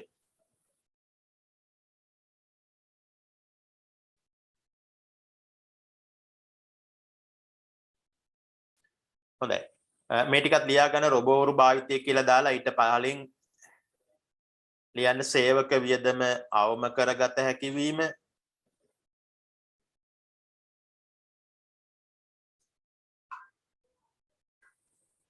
විසිහතර පැය පුරාවට සේවය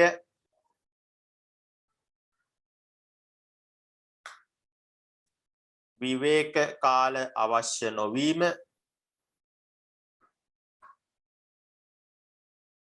ඉහළ නිර්වද්‍යතාවය.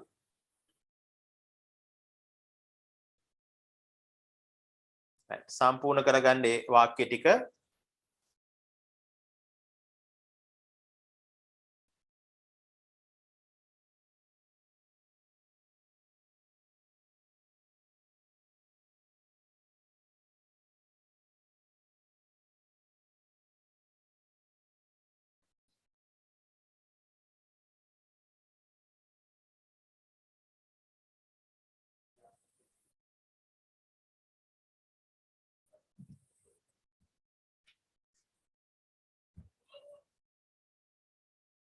හොඳයි. අපි යමු තවත් අවස්ථාවකට ව්‍යාපාර සහ කර්මාන්ත ක්ෂේත්‍රය තුල රොබෝවරු භාවිතය කියන එක තමයි අපි සාකච්ඡා කරේ. ව්‍යාපාර සහ කර්මාන්ත ක්ෂේත්‍රය තුල තවත් අවස්ථාවක් තොරතුරු තාක්ෂණය බෙහෙවින්ම භාවිතා කරන තැනක් තමයි ඉලෙක්ට්‍රොනික බැංකු කියන එක.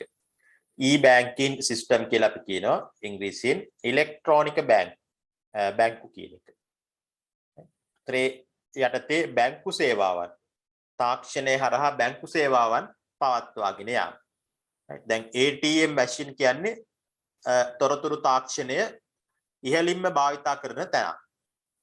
නේ අපිට ඉතා ඉක්මනින් මුදල් ඉවත් කර ගැනීම මෙන්ම ක්ෂණයෙන් තැන්පත් කිරීමත් ATM මැෂින් එක හරහා කරන්න පුළුවන්. ATM මැෂින් හඳුන්වලා දෙන්න පෙර ඔය කියන හැකියාවන් තිබ්බේ නැහැ. අපිට පොලිමේ යම් කාලයක් ඉන්න ඕනේ. අපිට විශාල වශයෙන් ෆෝම්ස් තියෙනවා පුරවන්න. ෆෝරම පුරවලා පොලිම් වල ඉඳලා මුදලත් එවෙල ඉවත් කරගන්න හම්බ වෙන්නේ නැහැ. අපි ඉල්ලුම් කරලා පැය කීපයක් බලාගෙන ඉන්න ඕනේ. ඒ වගේ තත්වයක ඉඳලා ATM මැෂින් හඳුන්වා දීමත් එක්ක මේ ක්ෂණයෙන් මුදල් ඉවත් කිරීම සහ තැන්පත් කිරීම කියන එක ඇවිල්ලා තියෙනවා. ATM මැෂින් ඊළඟට ඉන්ටර්නෙට් බැංකින් කියන එක වර්තමානයේ හැම බැංකුවකම වගේ තියෙනවා. අන්තර්ජාලය හරහා බැංකුකරණය කියන එක. ඒ ඔස්සේ ගෙදර ඉඳගෙනම Tamanට පුළුවන් අවශ්‍ය තැනට මුදල් යවන්න. අවශ්‍ය පුද්ගලයන්ට කාට හරි ණයක් මුදලක් දෙන්න ඕන නම් කිසියම් ගෙවීමක් කරන්න තියෙනවා නම් ඒක ගෙදර ඉඳගෙනම තමන්ගේ පරිගණකය හරහා අදාළ පුද්ගලයාගේ බැංකුවට ට්‍රාන්ස්ෆර් කරන්න පුළුවන්. මුදල් හුවමාරුව. ඊපස්සේ තමන්ගේ බැංකු ගිණුමේ තිබෙන ශේෂය බලන්න පුළුවන්. ගෙදර ඉඳන්ම කරන්න පුළුවන්. යන්න ඕනේ නැහැ එහාට මෙහාට. ගමනාගමන වියදමක් නැහැ. මහන්සියක් දැනෙන්නේ නැහැ. right? බැංකු ණය වාරික ගෙවීම. ඒවත් ගෙදර ඉඳන්ම කරන්න පුළුවන් මේ අන්තර්ජාල බැංකුකරණය නිසා. ඔය ටික මුලින්ම ලියා ගන්න ඉලෙක්ට්‍රොනික බැංකු කියලා මාතෘකාව දාලා ඒ යටතේ ඔය ටික ලියා ගන්න ඉස්සෙල්ලාම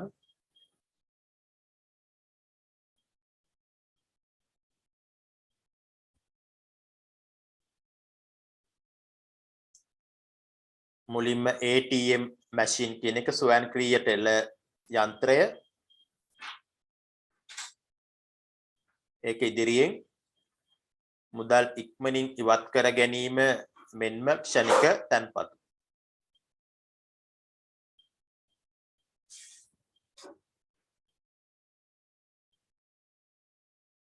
ඊට පස්සේ දෙවනුව ඉන්ටර්නෙට් බැංකින් අන්තර් බැංකු සේවාවන් කියන එක. ඒ යටතේ මුදල් හුවමාරුව ශේෂය විමසීම බැංකු ණය වාරික ගෙවීම. ඔවා තමයි කරන්න පුළුවන් කාර්යය.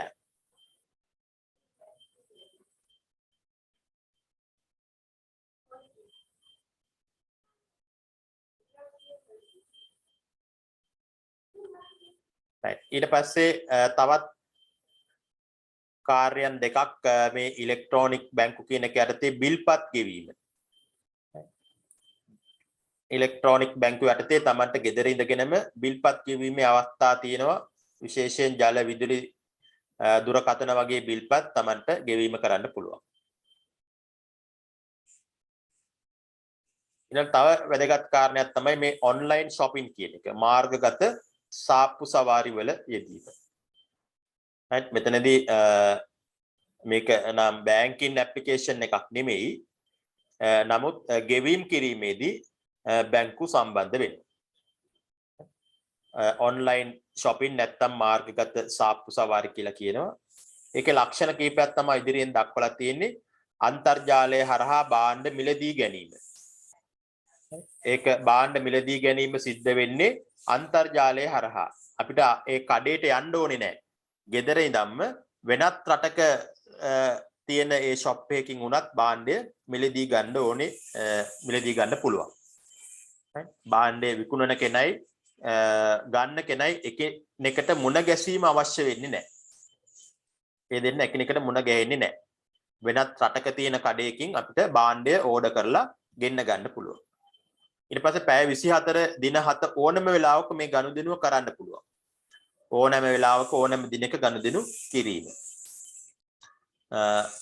තුන්වෙනි ලක්ෂණය තමයි දක්වලා තියෙන්නේ. මම ඉස්සෙල්ලා කිව්වා පාරිභෝගිකයා සහ වෙළෙන්දා එකිනෙකාට මුණ ගැසීම අවශ්‍ය වෙන්නේ නැහැ. භාණ්ඩය නිරීක්ෂණය කිරීම කරන්න පුළුවන්. අන්තර්ජාලය හරහා තමන්ගේ තිරය ඔස්සේ තමන් ගන්න භාණ්ඩය විවිධ පැති වලින් නිරීක්ෂණය කිරීමේ අවස්ථාව තියෙනවා. ඒවා තමයි මාර්ගගත සාප්පු සවාරි වල තියෙන ලක්ෂණ කීපයක් තමයි ඔය දැක්කේ. හොඳයි ඒ ටිකත් ලියා ගන්න.